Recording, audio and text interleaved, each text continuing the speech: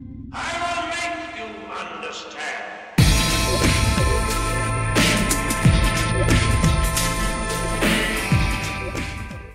Thank you. Next question from Alex Hart. Alex Hart from the 7 Network. Sorry for interrupting there. I'm not sure if it's the right title to use, but my question is to Lord Monckton. I'm asking about a letter that was written to you by David Beamish from the UK Clerk of the Parliament over there, saying that he'd like you to stop claiming that you are a member of the House of Lords. What's your response to this? Will you stop using that title? Why or why not? And does it harm your credibility? Sir, would you be kind enough to read out the words in this box on the passport page? The holder is the Right Honourable Christopher Walter Viscount Monckton of Brenchley. Thank you very much. The House of Lords says I'm not a member of it. My passport says I am. Get used to it. To give you some context, let me read to you from the cease and desist letter that was sent on the 15th of July in 2011 by the Clerk of the Parliament. My predecessor, Sir Michael Pownall, wrote to you on the 21st of July 2010, and again on 30th of July in 2010, asking that you cease claiming to be a member of the House of Lords, either directly or by implication. It has been drawn to my attention that you continue to make such claims. I must repeat my predecessor's statement that you are not and have never been a member of the House of Lords. Your assertion that you are a member, but without the right to sit or vote, is a contradiction in terms.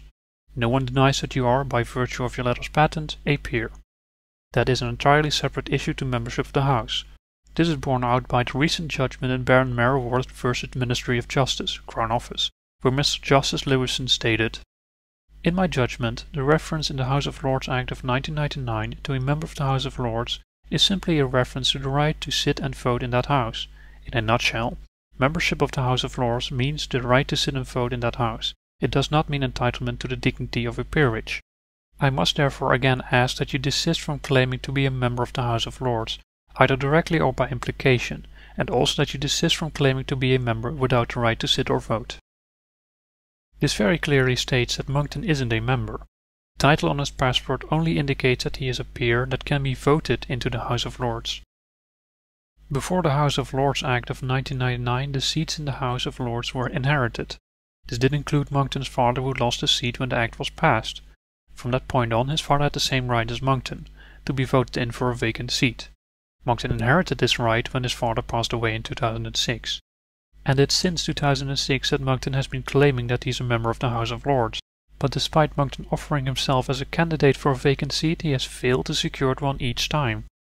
Though Monckton has offered himself as a candidate, he has publicly stated that he sees the House of Lords Act as flawed and unconstitutional. According to him, this means his letters patent makes him a member of the House of Lords, just not with the right to sit and vote.